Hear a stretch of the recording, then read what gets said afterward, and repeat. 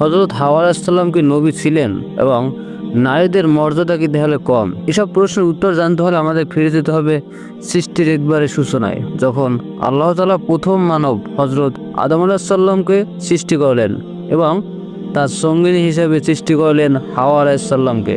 হাওয়া আলাইহিস সালাম আল্লাহ তাআলার কুদরতে একটি বিশেষ নিদর্শন। আল্লাহ আদম আলাইহিস সালামের পাঁজরের হাড় থেকে তাকে সৃষ্টি করলেন।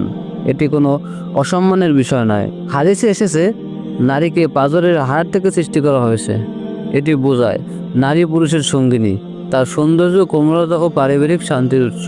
ইসলামী আকীদা অনুযায়ী আল্লাহ তাআলা নবী নির্বাচন করেন পুরুষদের মধ্য থেকে। কোরআনে আল্লাহ বলেন, আমি পুরুষদের মধ্যে থেকে নবী বানিয়েছি। নারীদের উপর নবুয়তের দায়িত্ব আসেনি, কেননা নবুয়ত একটি অত্যন্ত কঠিন নেতৃত্বের দায়িত্বপূর্ণ কাজ, যেখানে শারীরিক শক্তি, যুদ্ধ পরিচালনা এবং দীর্ঘ ভ্রমণের প্রয়োজন। বিভিন্ন জাতির সামনে দাওয়াত পৌঁছে দেওয়া এসব ছিল নবীদের নিয়মিত দায়িত্ব।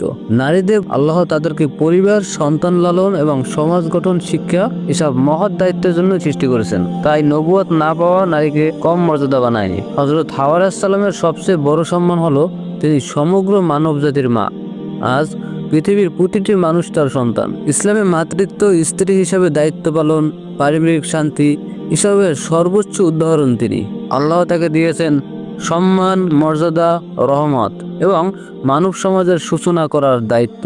দেখেন, হাওয়া আলাইহিস সালামের জীবন থেকে আমাদের শেখায় ধৈর্য ও ঈমান, পারিবারিক শান্তি প্রতিষ্ঠা এবং মা হিসেবে সর্বোচ্চ সম্মান। মায়ের পায়ের নিচে জান্নাত, আর সে মাদেরই মা হলেন হাওয়া আলাইহিস সালাম। নারী কখনোই কম মর্যাদার নয়। শেষ কথা, হযরত হাওয়া আলাইহিস সালাম নবী ছিলেন না, কিন্তু বরং তিনি মানব জাতিরই মা, আল্লাহর বিশেষ রহমতের অধিকারিণী তিনি, এবং নারী জাতির জন্য একটি আলোকিত আদর্শ।